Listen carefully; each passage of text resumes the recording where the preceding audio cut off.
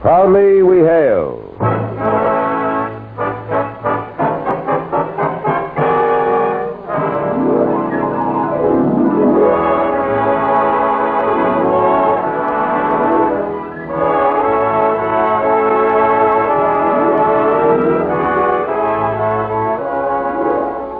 From New York City, where the American stage begins, here is another program with a cast of outstanding players. Public service time has been made available by this station for your Army and your Air Force to bring you this story, as proudly we hail those who so quietly serve.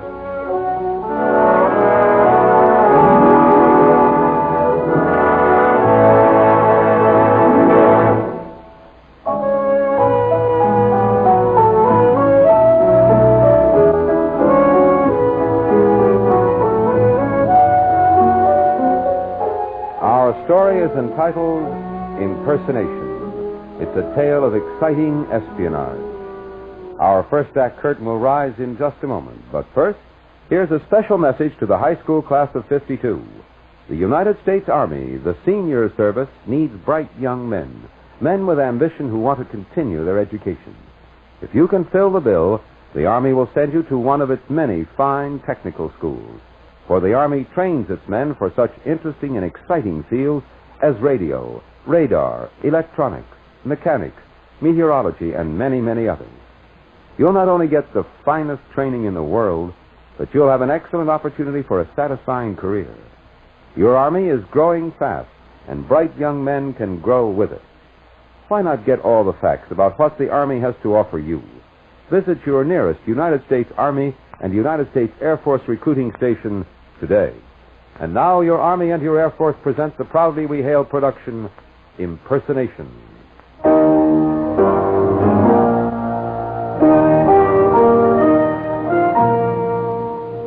Winfield Scott Davis, Major, Corps of Engineers, United States Army, has just checked into a hotel in a large city on the eastern seaboard. Tomorrow morning, he reports to a new post and a new assignment. But that's 12 hours away. First comes a shower, a steak dinner, a late movie show, a little stroll, and some sleep. And if anyone is entitled to it, it's Major Davis, one of the best engineer officers in the whole Army. But somehow, the whole plan goes flat. In the middle of the shower, the hot water turns cold. The steak is tough and tasteless. The movie is a war picture with too many mistakes in it for Major Davis. And so all he has left is his walk. Strolling aimlessly, Major Davis finds himself in a deserted part of town near the waterfront. He pauses to light a cigarette. Then suddenly... Hey, what's the matter? Hit the road, soldier boy, if you don't want to get hurt. Please, mister, get me away from here. Don't worry, miss. Look out, he's got a gun. Jump him, Mike. No, you don't.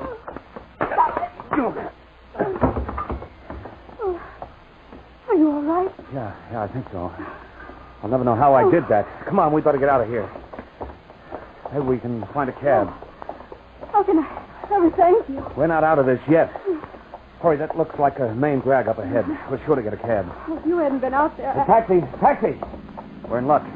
Taxi! What's your address? 51 Boulevard South. You heard it, driver. Step on it.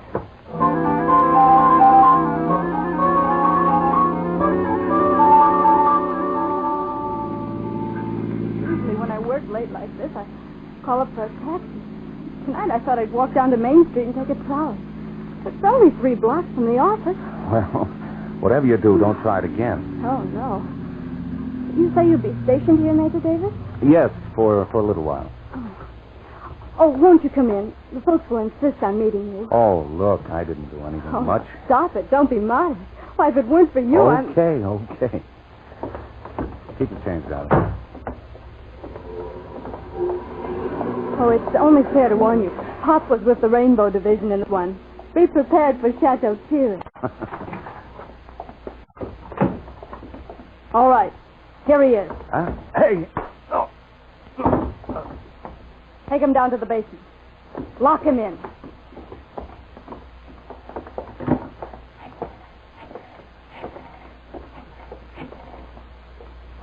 Hello? Andrea? Well, we handled our end of it. Now go ahead. Do your part.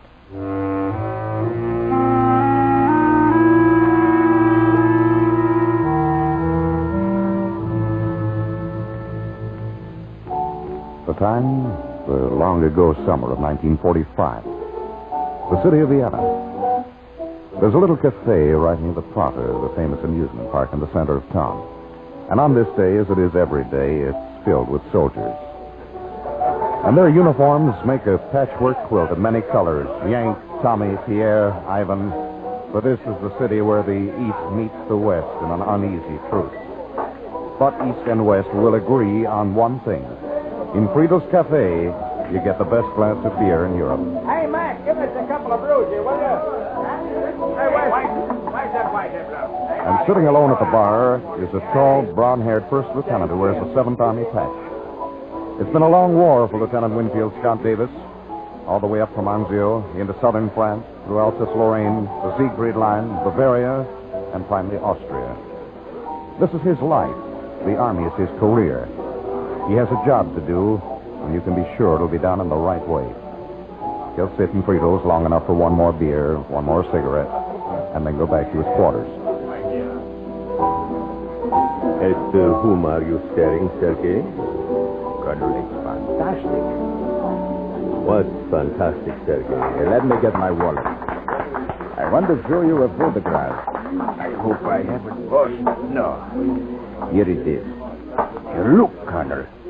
Who is it, Sergei? A cousin of mine. A company commander with the 97th Armored now. His name is Andreas. What about him, Sergei? Look, Colonel. The American lieutenant sitting at the end of the bar. The tall, brown-haired one. Yes? If he wearing our uniform, I would swear he is Andreas. Isn't it peculiar how people can look alike? Let me see that picture of yours. Interesting.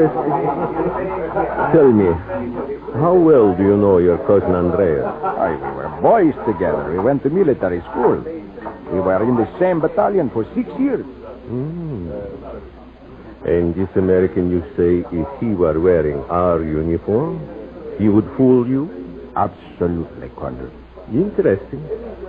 Suppose, Sergei, your cousin Andreas, were to wear that one's uniform.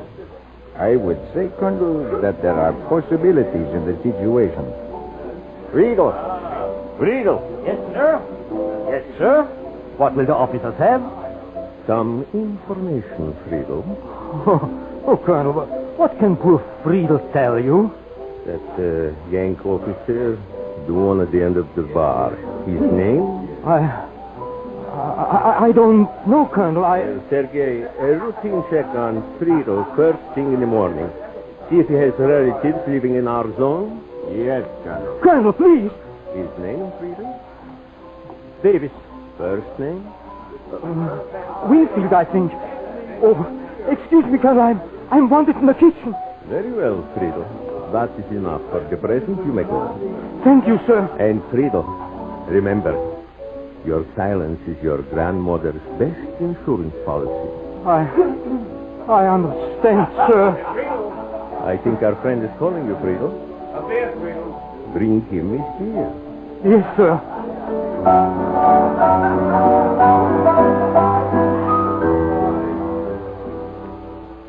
Your beer, Lieutenant. Oh, I'll certainly miss this place, Friedel. Thank you, Lieutenant Davis.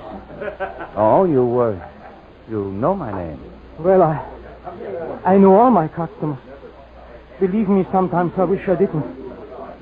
Lieutenant, please listen. Listen to me. I wish I... Lieutenant, I've watched you come in here. Believe me, I like you. You are in trouble. What kind of trouble? I don't know him. And if I did, I couldn't tell you. You're a funny bird, Friedel. Lieutenant, please. Please be careful. Be very careful.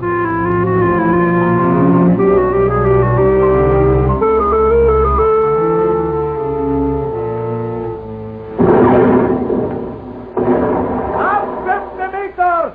Right, 75!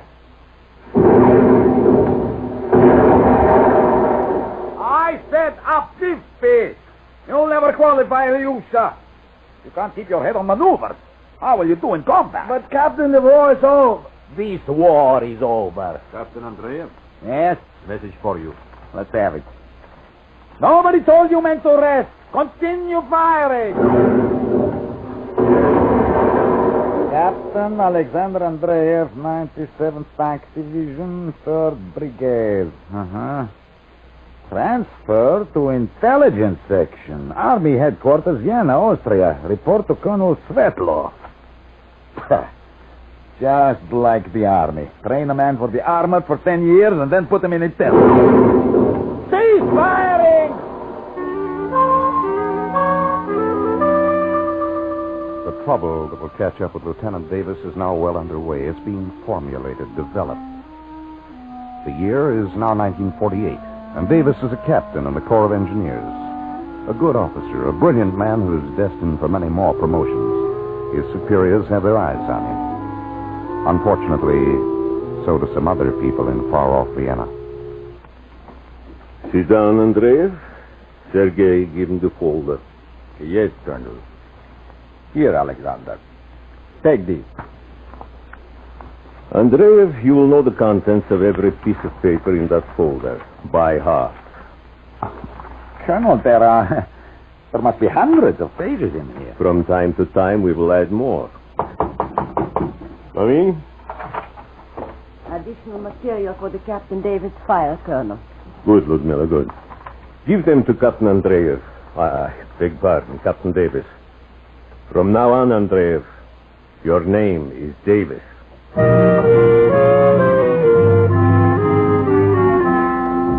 The year is 1949. Captain Winfield Scott Davis is now stationed in Virginia. He's teaching recruits the techniques of building pontoon bridges under fire. In Vienna, another man named Andreev is being taught the techniques of becoming Captain Winfield Scott Davis. Your mother's name. Loretta. Father's name. David. Brother's name. No brother. Remember, he tilts his head to the left just slightly when he listens. Do it. More. No, not too much. Now, like that. Hold it. Who was Babe Ruth? Babe Ruth. Babe Ruth. This won't do at all. Babe Ruth, baseball. He caught home runs. One does not catch home runs. One hits home runs. Your favorite team? Detroit. Tigers. Oh, what can the Americans see in such a silly, stupid, pointless game? School? University of... Purdue. Great. Civil engineering. Why were you named Winfield Scott? My great-grandfather served with him in the Civil War. No good. Mexican War. Colonel, may I just rest for a minute? 10 minutes recess. It is not enough to speak English. You must acquire an accent. Oh, no. Midwestern American. You pronounce the R. You drawl slightly over the vowel. Colonel, I don't have a head for this job. Pay attention, Andreev. Davis. Or you won't have a head at all. Her name was Alice Gillespie. Why didn't she want to marry you? A fellow by the name of Connors took her away from me. Color of your father's house? White siding, blue trim on the shutters. Where did you take your girls after removing pictures? Pop soda fountain. Ordered chocolate fudge sundae. Oh, hold it. What is it, He Ludmilla? has not been listening to the recordings we have of Davis' voice. Davis' S sound has a slight whistle. Work on it.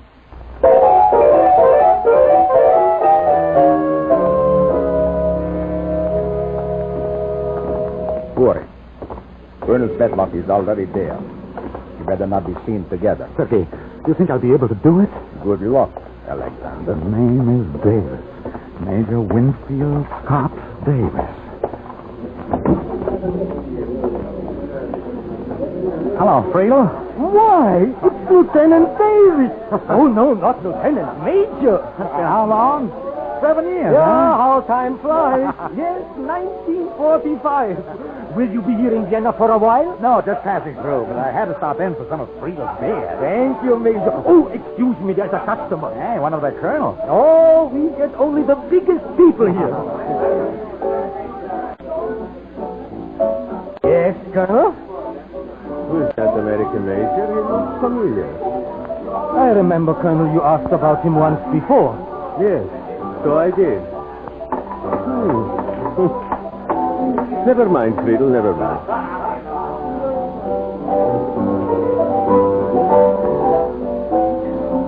Major, it's a good thing you will not be here long in Vienna. Why, Friedel? Are you trying to get rid of me? I thought we were friends. We are, Major, but that Colonel is interested in you for his reasons. And that's always a bad sign. I can take care of myself, Friedel. I hope so, Major. Good luck, and God bless you. You are listening to the Proudly We Hail production of Impersonation. We'll return to our story in just a moment. Young man, let's talk about your future and America's future. They're important to each other, you know. Today, your United States Army and your United States Air Force are charged with a vital responsibility. You need only to glance at your local newspaper to realize how vital. And to meet this responsibility, the Army and the Air Force are rapidly expanding their forces. They have a job for you, a job that must be done by men of courage. You can get full details of how you may best serve your future and your country's future by a visit to your nearest United States Army and United States Air Force recruiting station today. Join the United States Army now. You are listening to Proudly We Hail. And now we present the second act of Impersonation.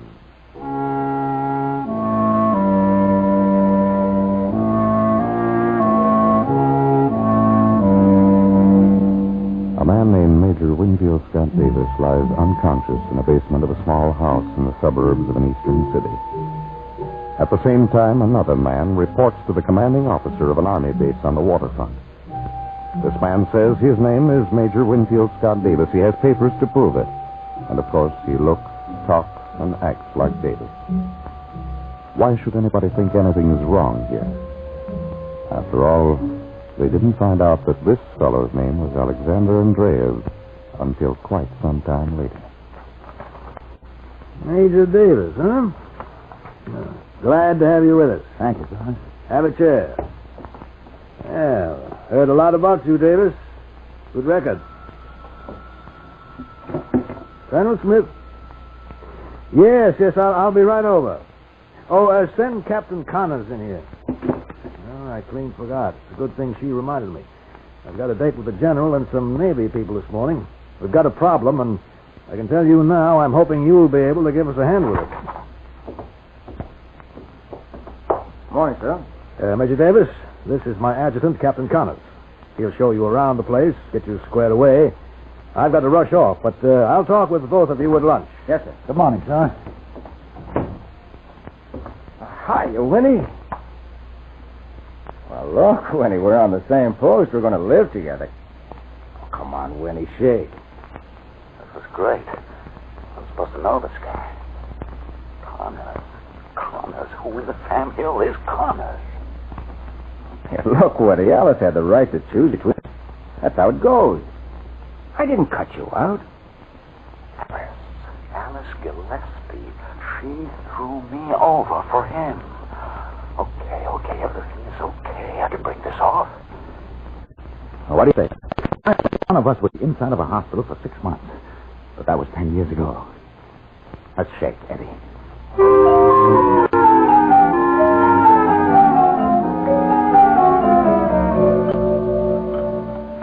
So you never got married, Winnie? No, Alan. Oh, find yourself a nice girl, Winnie. Nothing like it. Maybe I will. And you don't have a chance to escape now, believe me. Alice is going to parade out all her unmarried friends. Oh, what a little old Well, nest digger. Winnie's a special project of mine now. I'm not letting a good man like him go to waste. More coffee, anyone? Hey, I'm supposed to see the old man in 5 minutes. I got to run, kid. Thanks for chow. Drop around tonight, Winnie?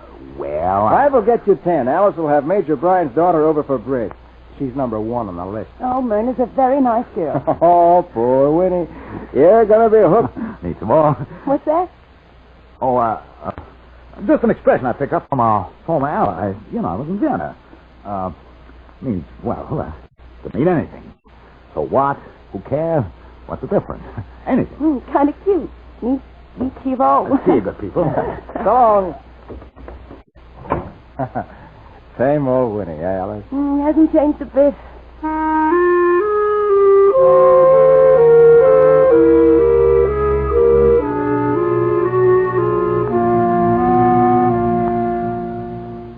Now, Davis, you're going to be working with a firm of civilian engineers in a supervisory capacity. We've got to expand the harbor facilities. I'll set up a date for you with Jefferson Carter, president of Carter, Hennessy, and Blaine. They've got the contract. Yes, sir. Now, Mr. Carter will fill you in on what's required, and your job will be mostly quality control. I understand, sir. The entire area is extremely vulnerable to sabotage. You will also start work on designing a protection system.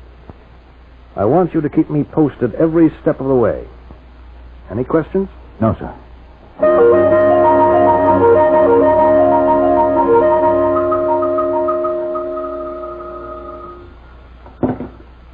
Hello. Oh, Alex. Yes? Fine. You will make a duplicate copy of all your reports and plans, and I will forward them. Davis? Oh, we've got him locked in the basement. He's safe enough. No. We can always liquidate him if necessary. There's no hurry. All right. Keep in touch.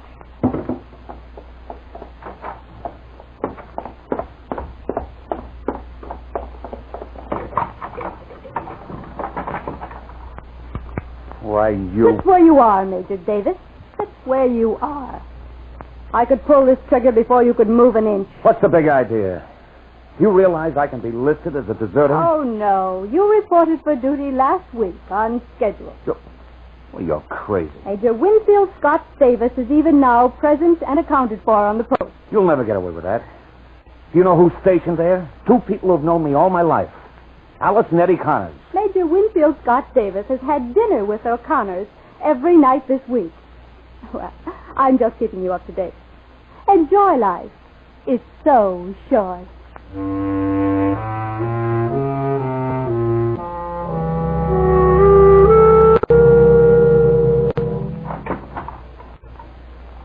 There's your chow, tin soldier, and keep against the wall or I'll spice you up with lead. You get in with this mob, Al. You're an American boy. Dough is dough. They pay you good. Yeah. How the Dodgers doing? They don't get another pitcher. They're down the drain. You know that? Look, hurry up and eat, soldier boy. I got a date.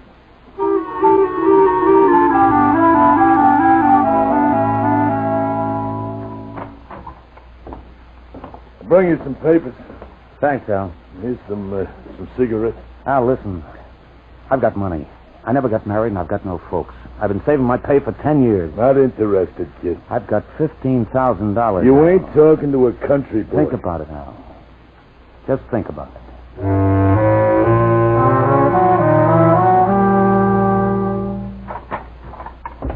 How'd you like a radio, soldier? You're pretty good to me, Al. It's hard to believe a guy like you... Now you can listen to the ball games, huh? This is it, fella. What? Al, you're not going to... Just shut up. Look, you'll understand all this later. I'm playing this music loud on purpose. In my back pocket, I got a .32. I'm going to turn my back. Now, slug, but for crying out loud, don't kill me. But Al, My name is Nal, Major. I'm working for the same firm you are, except I'm in a different branch, counterintelligence. I couldn't take a chance on calling anyone because I'm too close to the mob. Everybody watches everybody else around here. Couldn't take a chance on being spotted. Al. Now, look, Major, I've spent a lot of time getting an in with this mob, and I've spent a lot of hours worrying about you. All I can do now is give you a chance to run for it, because if I led you in blasting your way out, the big fish might get away. All I can do is give you a chance. Now, there's 3 of them upstairs. Get past them if you can. Just watch me. Sorry, chum, I can't be watching. I'm turning my back on you. Now do it. Al, I hate to do this. Hurry up, you fool. Somebody's coming.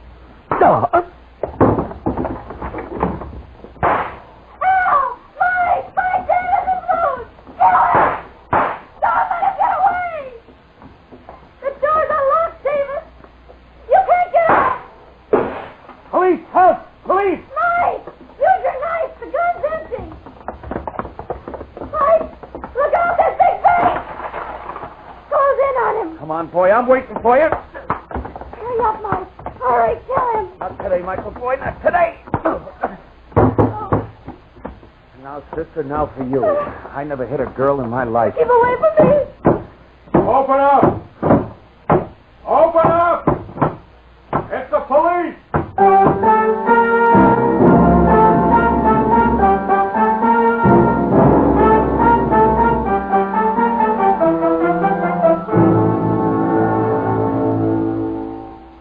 Look, officer, I tell you, I've been held prisoner here. So you killed a guy to get out? Yeah.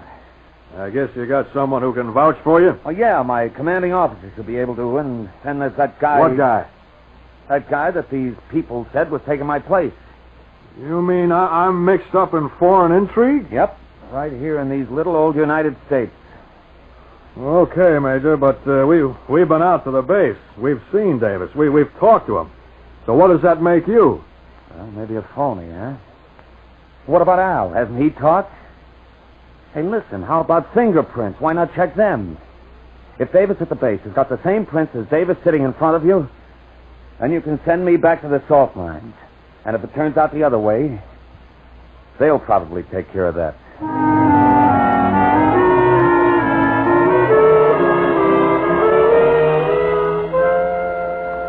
Report from Fingerprint Section, FBI. Officer on duty at Eastport Army Base is not, repeat, is not Winfield Scott Davis, United States Army.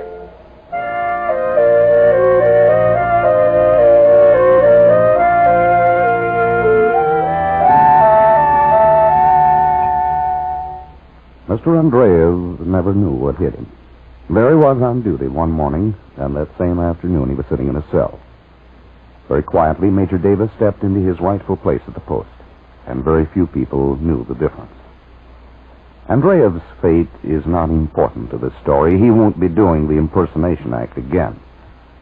The important thing is the fact that Winfield Scott Davis, one of the best officers in the whole Army, is back in business.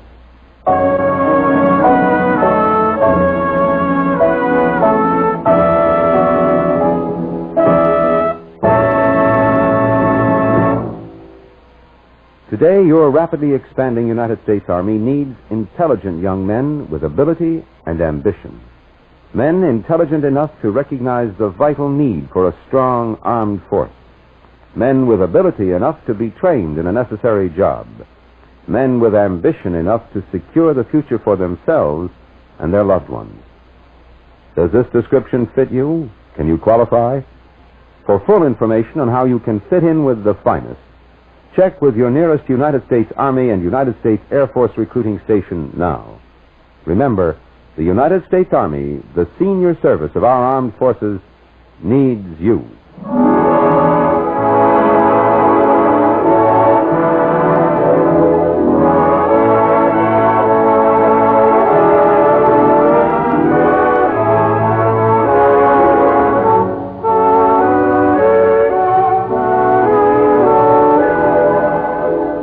This has been another program on Proudly We Hail, presented transcribed in cooperation with this station by the United States Army and United States Air Force Recruiting Service. This program featured a cast of outstanding players. This is Kenneth Banghart speaking and inviting you to tune in the same station next week for another interesting story on Proudly We Hail.